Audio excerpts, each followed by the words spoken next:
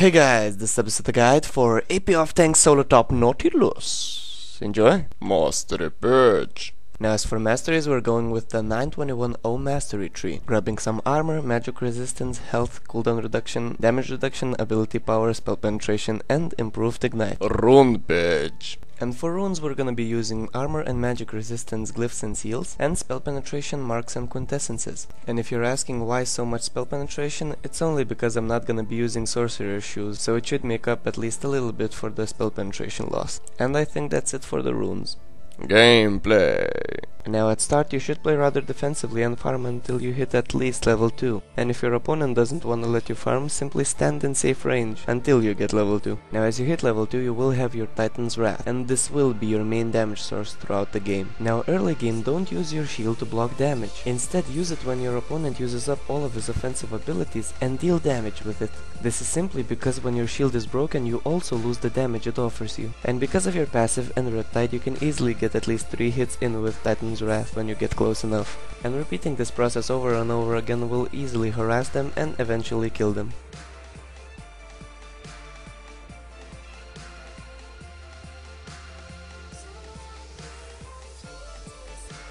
Also, if possible, try not to use Drudge Line to initiate, but rather use it when your opponent already escaped. Doing this will ensure you a lot more kills.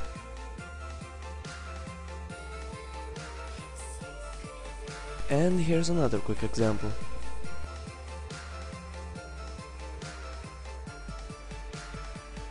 Also, since Nautilus is a very fast pusher, you should use that when your opponent is dead or pushed out of his lane. Also, it's very easy to backdoor the minions with him.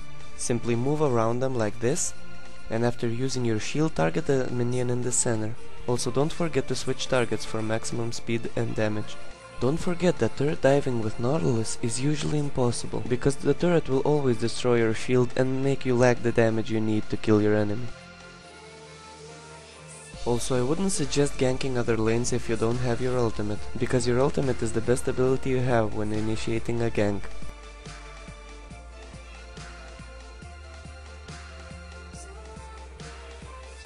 When fighting more than one opponent at a time, always use your ultimate on the champion that is further away. This way both champions will be hit and receive damage.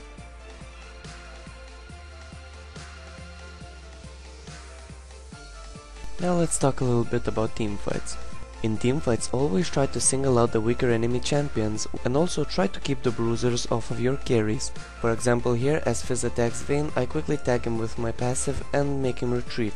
Then turn to Volibear seeing that he's going after Vayne too, and kill him with the help of my allies. Finally, after seeing the enemy AD carry out of position, I use my ultimate on him and kill him with the help of my allies too.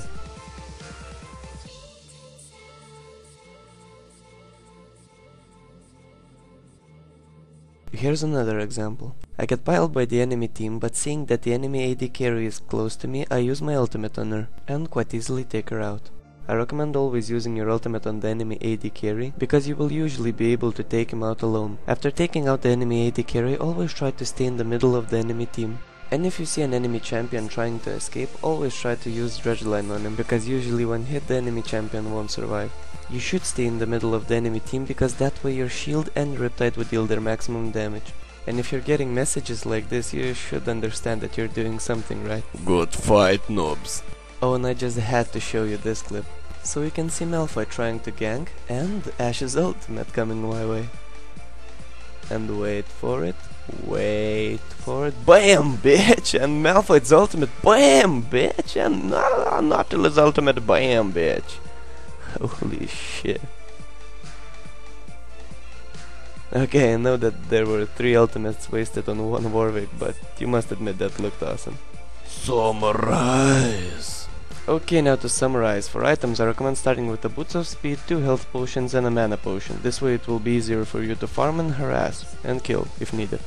Then I recommend grabbing 2 Doran's rings and a Rod of Ages. All of these items give you health and ability power, which is all you need to increase your Titan's Wrath.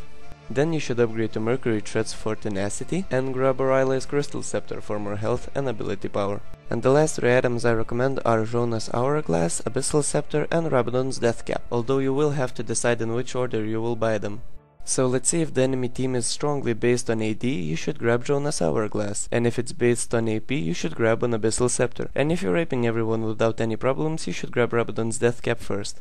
And as for skills, I recommend grabbing Dredgeline at level 4 because you won't need it at very early levels, and maxing it out last, because you will only need it for the pull effect. You should grab Titan's Wrath at level 2 and max it out first because it will be your best damaging skill, plus it gives you the shield effect.